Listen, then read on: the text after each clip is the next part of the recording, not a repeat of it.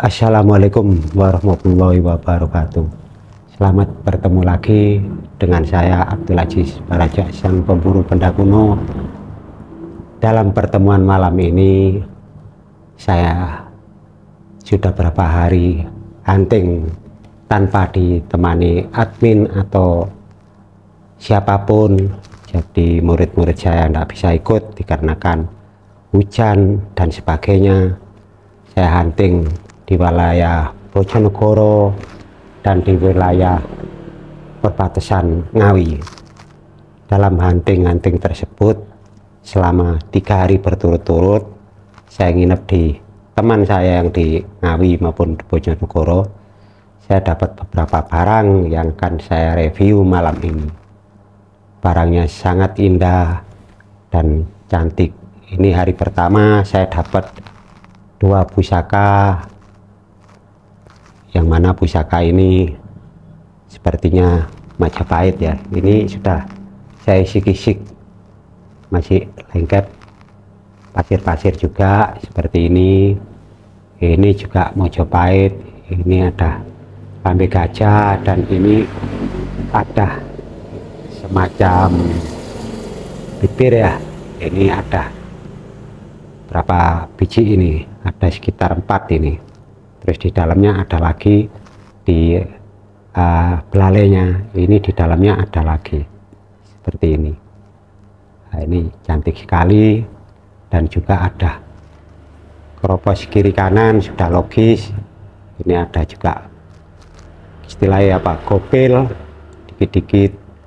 Nah, seperti ini pemirsa. Ini Majapahit yang luar biasa. Bentuknya juga sempurna. Di sini juga masih lengket kotoran-kotoran yang mungkin saya bersihkan sambil lalu, karena kemarin saya datang lelah sekali, cuman saya isi-kisik, cuma enggak berani sampai melupas yang nempel-nempel matina abadi namanya, karena udah lengket sekali. Saya enggak berani ngupas ini karena ini mungkin ada ahlinya ya kalau mengupas macam ini. Ini Majapahit pernah datang di wilayah Bojonegoro, juga bersahabat dengan beberapa orang anggota kerajaan dari Kediri seperti Angling Dharma, juga berdiam di sana. Seperti ini pemirsa. Juga ini mungkin mendaknya lepas, nggak tahu gimana, kena banjir ya, otomatis kadang ketatap-tatap hingga mendaknya lepas, dan juga istilahnya handle-nya juga lepas. Kalau warangka itu sering kali lepas duluan ya, karena begitu mungkin dalam pertarungan warangkanya masih terselip dan warangka otomatis ini jatuh ke sungai, otomatis tinggal handle sama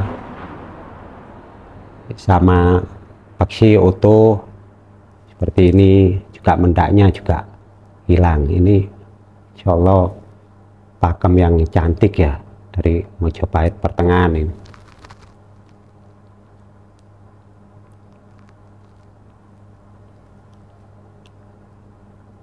Juga looknya sempurna ini. Nah, ini ketemu 2 bilah. Nah, seperti ini. Jadi ini sama ini juga sama gobok-gobok, ada juga pancing berbareng ketemu. Nah, ini luar biasa ini ya. Ada cacat di sini, juga ada di sini, mungkin cacat dikit-dikit. Kalau ini masih utuh, ini lihat, cuma ininya ada mungkin cacat ya di sini, di paksinya itu.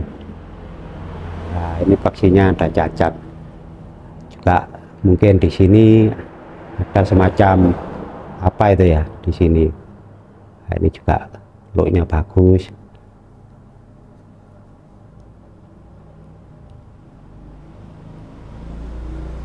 Ini looknya 11 ini. Tapi herannya si mendak ini masih lengket. Nah, ini mendaknya kelihatan ya pemirsa. Ini juga era Majapahit. Dalam larungan tersebut ketemu cuma pasirnya masih banyak, pasir yang ya abadi nih.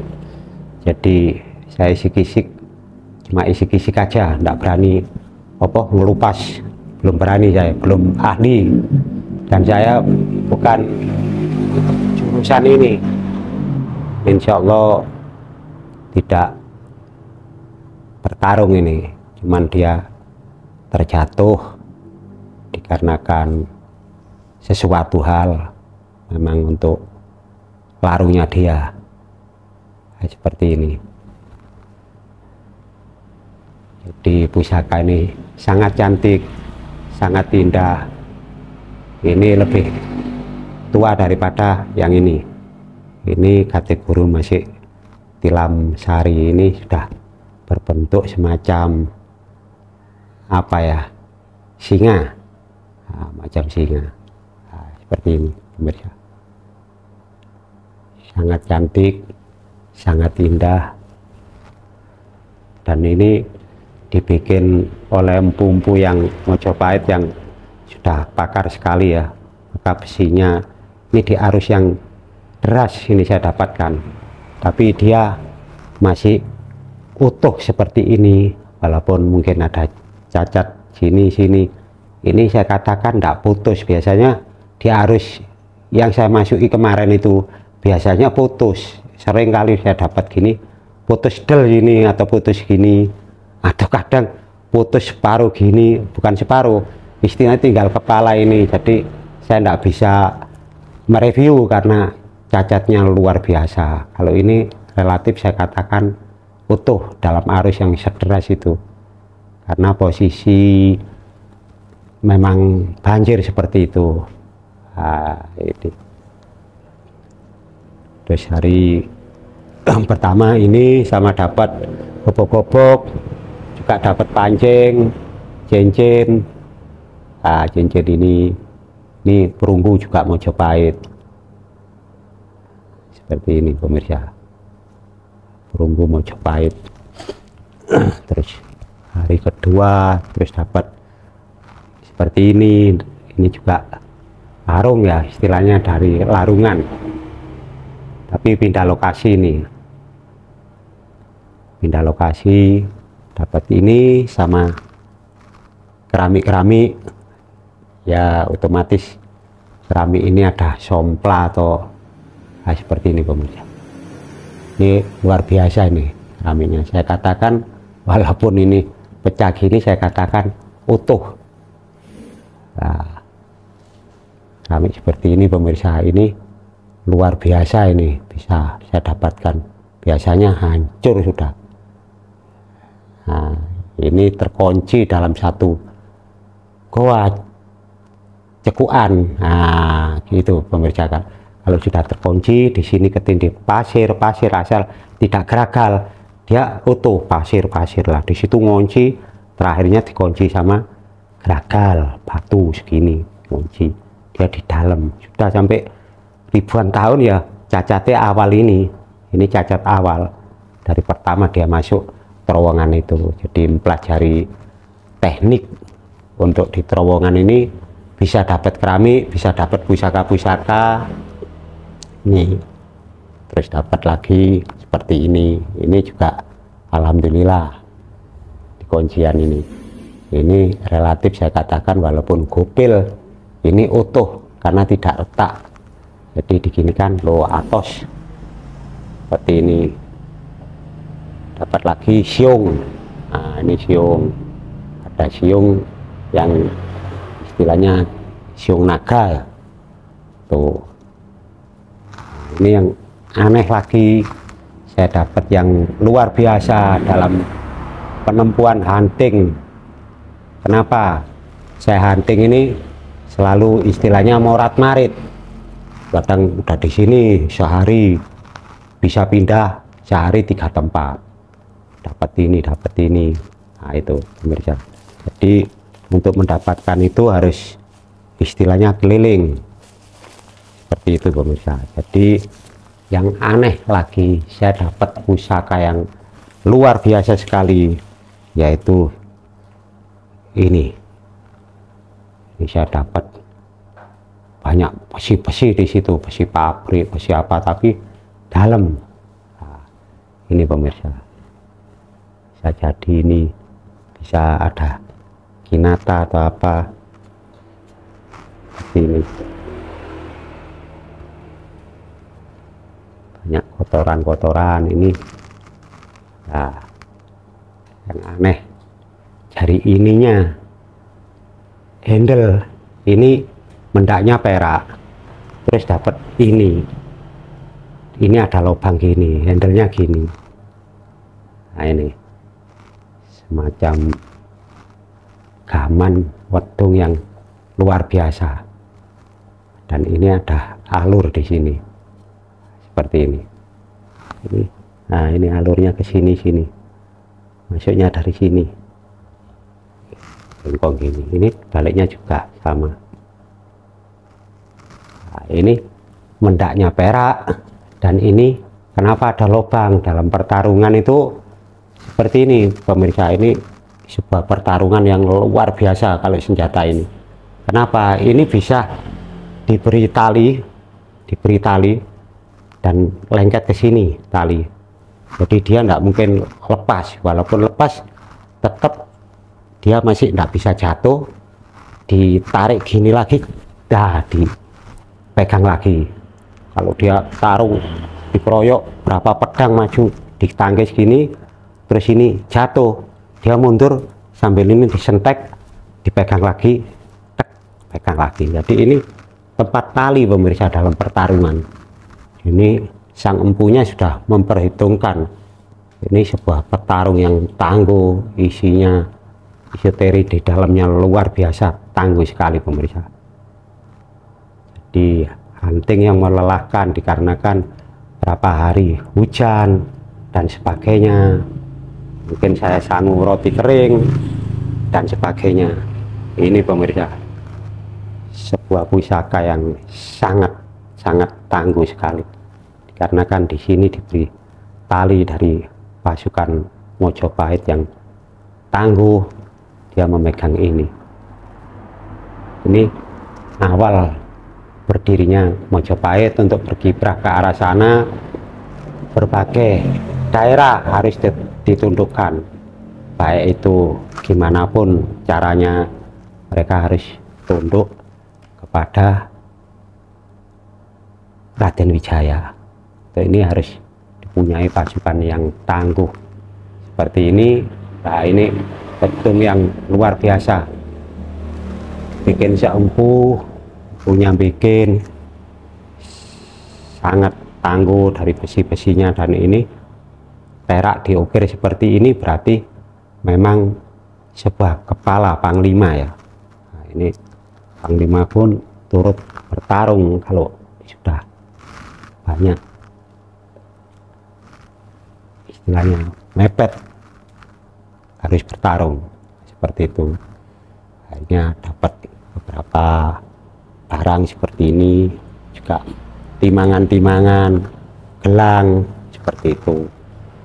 Terus dalam hunting terakhir saya berpikir terus untuk hunting yang ke depan ini, waktu itu curah hujan pagi sekali, saya menunggu terangnya. Akhirnya begitu terang, sekitar jam setengah 10 atau jam 10 ya, saya turun. Ini terakhir saya hunting, mungkin akan pulang ke negeri saya, yaitu kota saya. Jadi banyak hunting selama 3 hari berturut-turut, halangan apapun, baik itu hujan maupun itu air pasang, saya sisir. Ya, ini saya review biar masyarakat tahu bahwa nenek moyang kita butuh menundukkan kerajaan-kerajaan lain. Seperti ini kuir-kuiran pemirsa. Jadi untuk menundukkan kerajaan-kerajaan lain itu butuh sebuah pasukan yang tangguh, dan bila perlu raja sendiri akan datang ke sana. Dalam huntingan itu saya masuk wilayah yang pernah Singosari dan Mojopahit melihat untuk sementara akan mendirikan semacam kadipaten. Nah, itu dekat hutan Ngawi.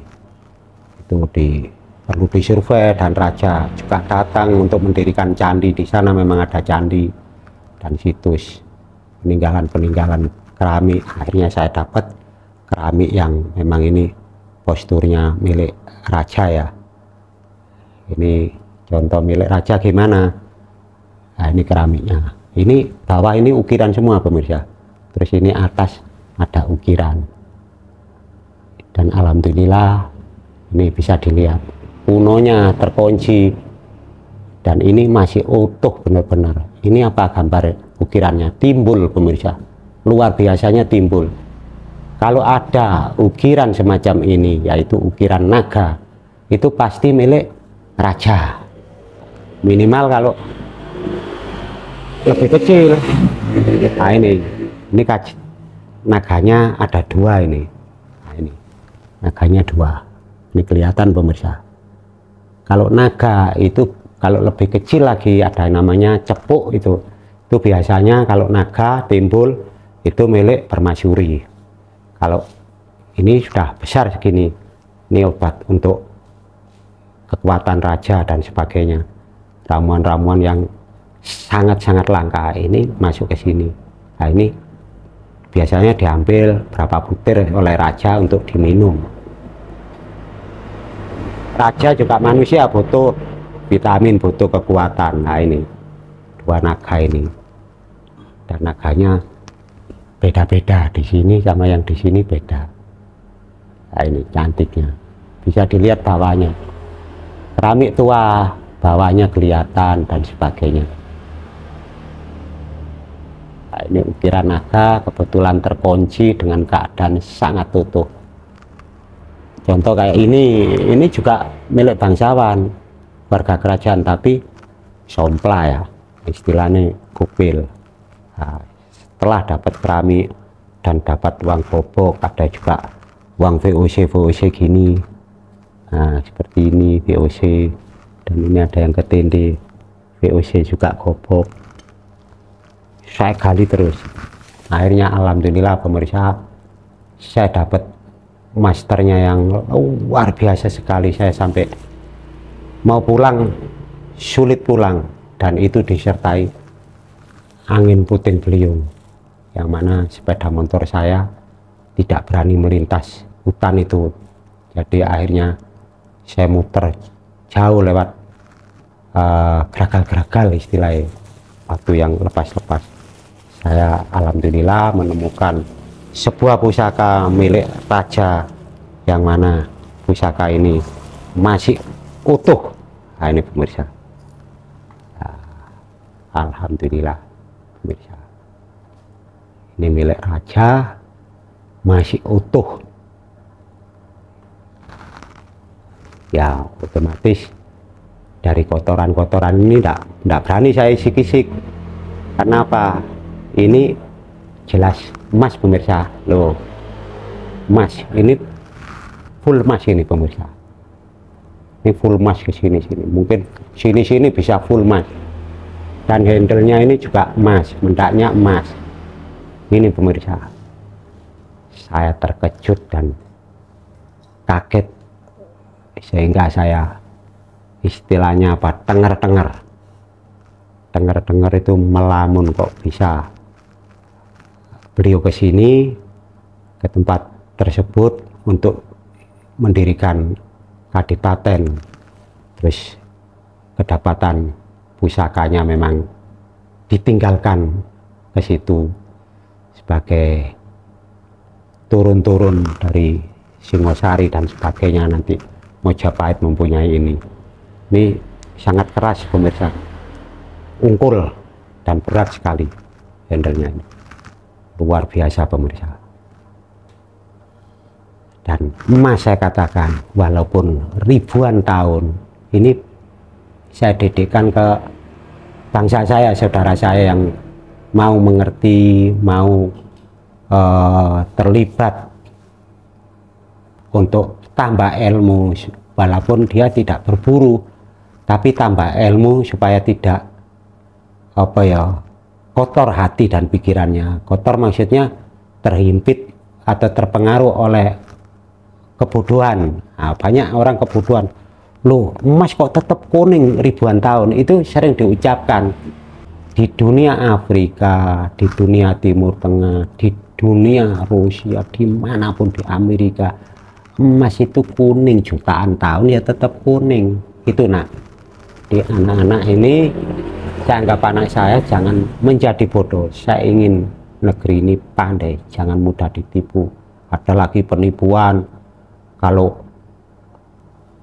dari jin terus emas jadi kuningan, wah itu konyol lagi, sehingga sampai terpercaya mendarah daging. Dia bisa ngomong kalau ndak rampainya apa, itu namanya rampai itu terus kurang sehingga menjadi kuningan. Ndak ada lah jin gitu, jin-jinan ndak ada. Jin suruh pergi ya pergi. Kenapa saya suruh pergi ya pergi? Gimana kok pergi? Ya dia takut sama manusia, itu takut. Kalau manusia takut jin, namanya manusia bodoh, apalagi minta jin. Jin itu mau megang ini tidak saya izinkan. Karena apa? Dia bau aja, mampu tok, nggak boleh megang. Nah itu pakai di akal ini, jadi dia bau aja sudah seneng. Ningali itu seneng, ningali itu apa? Melihat, senang kok, luar biasa. Dia ngambil nggak bisa, karena apa? Tangannya lewat ini, nggak bisa menjangkau emas, nggak bisa menjangkau gini. Geser itu aja sulit dia. Lihat barangnya yang mau digeser, terus barang apa yang mau digeser?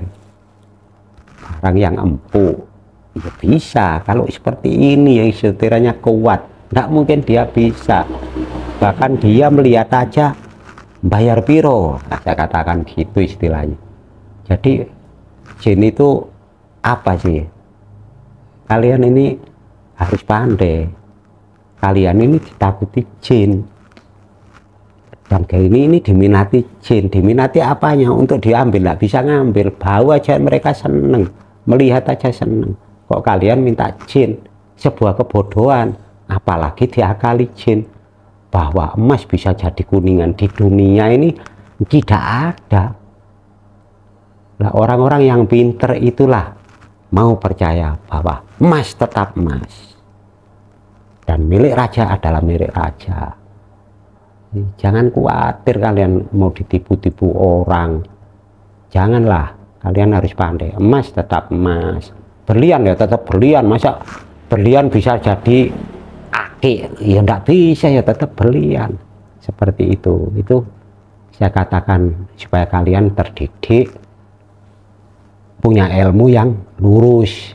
Ilmu berlian walaupun itu di comberan, di kotoran paling kotor di muka bumi, ya tetap berlian, nggak bisa berubah.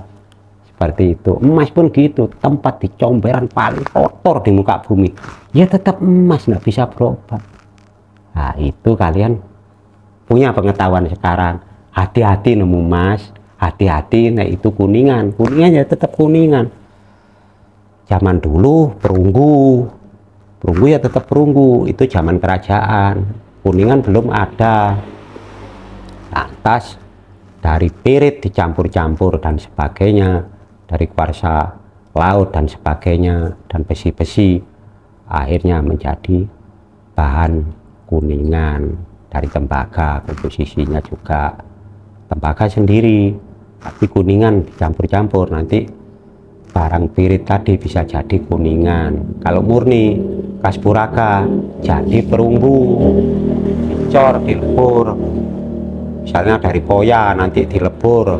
Poya itu di kandungan itu ada emasnya, nanti ada timahnya, ada peraknya.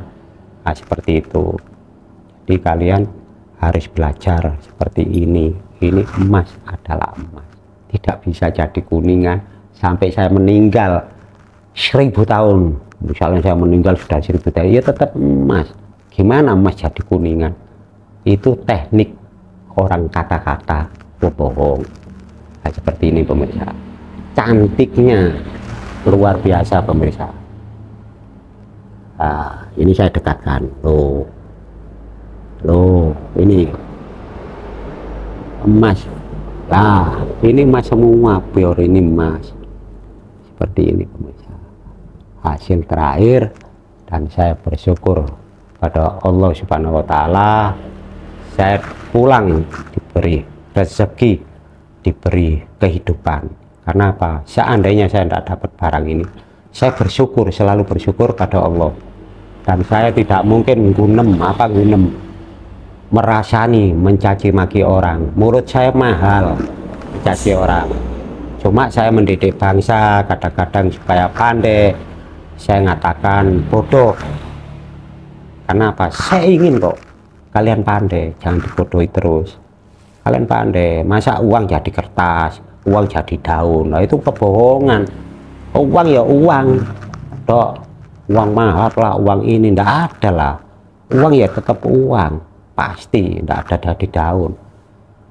Memangnya jin bisa nyetak uang? Nah, itu kebohongan-kebohongan itu jangan dihiraukan. Kalian melaju ke tempat lurus, ke tempat yang berilmu, pakai metode, akal, rasio dipakai supaya kalian pandai. Saya ingin bangsa saya pandai di seluruh Indonesia, kalau bisa di atas saya pandainya. Wah, detektor dengan canggih menemukan harta benda luar biasa. Nah, sehingga kalian bisa membantu masyarakat, atau orang tidak punya, atau anak yatim, atau membangun apapun untuk kepentingan sosial dan masyarakat. Saya pun tiap bulan pasti ke anak yatim. Nah, seperti itu masyarakat. Jadi kalian saudara saya yang terbaik. Saya harap, saya mohon kalian cerdas dan pandai. Dan kalau ingin hunting atau meniru boleh, tapi harus dituntun, tanya yang pakai logika, pakai metal detektor. Atau kalau yang bahaya-bahaya janganlah, dieman badannya, fisiknya dieman, supaya pulang jadi sempurna. Kayak saya tidak dapat barang tapi pulang saya utuh, saya bersyukur pada Allah bisa pulang utuh, tidak luka walaupun tidak dapat barang. Jadi selalulah bersyukur pada Yang Maha Kuasa, sehingga rezeki mengalir. Baktilah pada ibu bapak, terutama pada ibu, bakti, minta apapun kasih dia, walaupun mereka bodoh, walaupun mereka tidak pintar, kasih tanpa ada apapun. Walaupun mereka bodoh sekalipun, pemarah, bukan urusan kalian. Yang penting kalian bakti pada ibu, di situ akan rezeki datang terus. Tapi baktinya ikhlas, jangan mengharap kalau aku bakti nanti dikasih Tuhan rezeki banyak. Jangan ada pikiran gitu ya, baktilah. Jangan ada pikiran karena penyebab mengharapkan rezeki. Sudah itu, kalau kalian bakti ikhlas, kalian akan padang di alam ini, senyum. Walaupun di hati kalian susah, kayak saya susah, senyum kita. Karena alam ini pasti berubah. Dan Tuhan Yang Maha Esa ini mengendalikan semua, sampai isi di dalam raga kita ini dikendalikan. Kita tidak kuasa kendalikan kencing aja tidak bisa, kok kelinci pun jadi orang sakti istilahnya. Mengendalikan diri kita, mau buang kotoran tidak bisa. Semua kendali Yang Maha Kuasa. Kita orang kecil tiada artinya. Kalau menemukan barang jangan lupa pada fakir miskin dan sebagainya. Oke, para pemirsa, saya sudahi sampai di sini, dan saya mohon maaf yang sebesar-besarnya kepada seluruh bangsa Indonesia, saudara saya yang saya cintai dan saya sayangi. Demi Allah, saya sayang pada kalian semua. Pandai dan bangkit bangsa ini menjadi besar pada 2030, akan kebiar luar biasa semarak. Di situ kalian menikmati. Nah, yang tidak pandai harus pandai menyusul, untuk menimba ilmu, menyusul saudara-saudara yang lebih pandai. Nah, itu kelola apapun di alam semesta ini, milik kalian. Nah, itu para pemirsa ya, pesan saya mohon maaf yang sebesar-besarnya. Oke, saya sudahi sampai sekian. Assalamualaikum warahmatullahi wabarakatuh. Salam idik-idik, ojo kenal, ojo penil. Rahayu, rahayu, rahayu.